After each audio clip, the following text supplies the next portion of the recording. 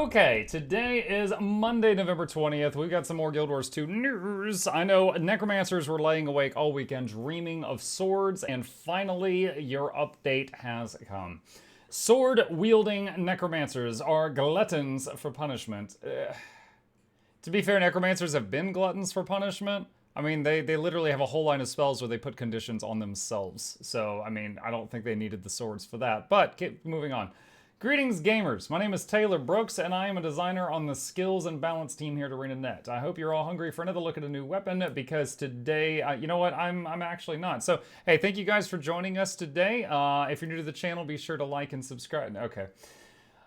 Moving on. Because today I'll be giving you a taste of Necromancer's swords. Expanded weapon proficiencies are coming in 2024 during the second major update for Guild Wars 2 Soto, bringing a new weapon and skills for each profession. Don't forget that you'll be able to try out all these new skills along with the new weapons for other professions during our expanded weapon proficiency beta event starting on November 28th at 9 a.m. Pacific time UTC-8. And there's a video. I have it open in another tab because I wanted to make sure the volume wasn't deafening this time.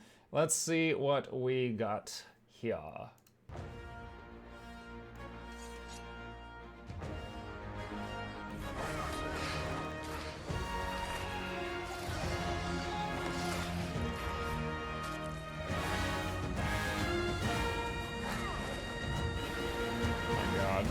It's like a snotty moonlight greatsword. Alright, first of all, I think the question everyone is asking themselves, do the swords come with the drip? Because this guy looked good. Like, compared to the Eskimo Char in the Guardian video? Are you kidding me? Yo, this is way better. Alright, what are we looking at here? Alright, so we got a leap engage right off the bat. That's probably a backward dodge roll. And then we got a two-hand slash, a right slash, and then a backhand right slash. Okay, hold on. So we got main hand and offhand here. So he jumped backward. He did a two-handed animation there. Then did right-hand swing. And then it did a different camera angle, the same swing. So I don't think that was a third attack. I think that was still the second attack. And then the right hand did a back swing. So it was two-hand right forward swing, right back swing. So 3 mid-range waves. And then he bow flexed, and shockwaves went along the ground. And he pooped feathers everywhere. And then he had a huge bolt that he fired. Okay, all right. Let's read the details. Insatiable appetites.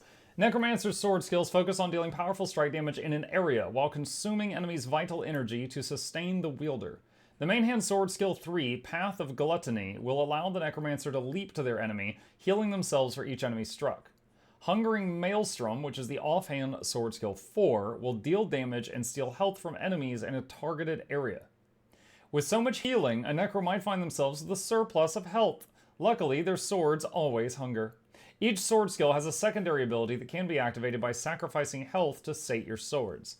Path of Gluttony can be reactivated to cast Gorge. You leap again, repeating the effects of the first leap, while also corrupting boons on enemies struck. Hungering Maelstrom's reactivation is Gormandize. Is that a real word? Gormandize... Hold on a second. Define Gormandize. Verb. Eat good food, especially to excess. Oh, okay, I learned a new word today.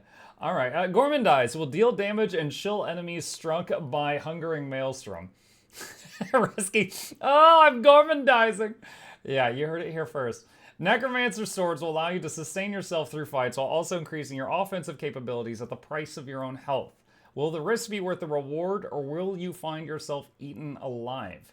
As mentioned above, you'll be able to try out all of the upcoming new weapon and profession combos during the Expanded Weapon Proficiency Beta event, starting at 9 a.m. Pacific Time UTC-8 on November 28th and ending at 10 p.m. Pacific Time UTC-8 on December 3rd. Please note that since this is a beta test, there will be placeholder UI, art, and audio assets for some of the weapon skills. Be sure to tune in to the Expanded Weapon Proficiency Preview livestream on November 27th at noon Pacific Time UTC-8 to get a more in-depth look at all the new weapons. My first thought when reading all this stuff is the blood bank skill in Blood Magic, if it's still there. I haven't played that in a bit. Blood Bank allowed you to go above your maximum health and store surplus.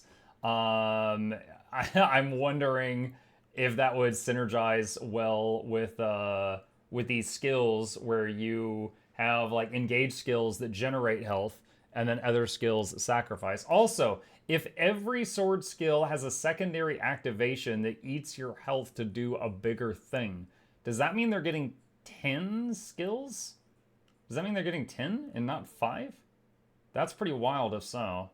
Each sword skill has a secondary ability that can be activated by sacrificing health. I mean, sword 1 is going to be an auto attack, so maybe 2 through 5. So like 9 skills counting the auto? That's pretty wild. So the question is the auto ranged? Because, let's see, when he engages... Yeah, he didn't do a single thing that I think could be an auto while he was in melee range. He did the leap, backward roll, and then just started doing this stuff. Now, that doesn't mean this is the auto. That could just be a 3-hit attack chain of some other thing. And I'm guessing that is gluttony right there, but I'm not positive. Just looking at this video, I'm not even sure if the auto is melee or ranged. Because we got this 3-hit thing, but I don't know if this is the auto chain or if it is just something else. Chat says, I think that they only showed in the video skill 3 and skill 4. Possibly. I mean, they might have showed skill 4 and then the second part of skill 4, because the double activation. Because, like, he does that. He does, there's like that, there was like a flashing thing. This, and then he did it again, and it did that. I'm guessing that's the reactivation. So that seems like 2 sides of the same skill, and then there was the ranged triple slice, whatever that is. So the sword might be melee, but maybe like the sword 2 is a ranged triple tap, possibly. It wouldn't be the first time. You know, Necromancers have the melee dagger, but it has a ranged attack on its 2 and 3 skills. So it's possible that it's melee and all these are special attacks. We're not sure, but it could also be mid-range. I don't know. It's definitely got enough moves to be a threat at mid-range. I don't know if it's going to be primarily mid-range as far as like where they stand. But yeah, could be interesting. I really can't think of anyone that would hate this. I mean, I think Harbingers and Reapers will be leaping into, no pun intended, to try this right away. Scourges, I think, mostly fine with their weapons, but I'm sure that they would try this out and see if it would work better for them. But yeah, it looks pretty cool. If I missed anything, let me know. Correct me. Put it in the comments down below. Any questions, problems, thoughts, concerns? Let us know what you saw that I didn't see. Spread the word. And yeah, that's it. That is the 9th preview. And as mentioned in 9 videos so far, November 28th, we will get to try this stuff out. November 27th, there will be more information. They'll be doing a live stream where they give us more info. And that is the Spooky Swords.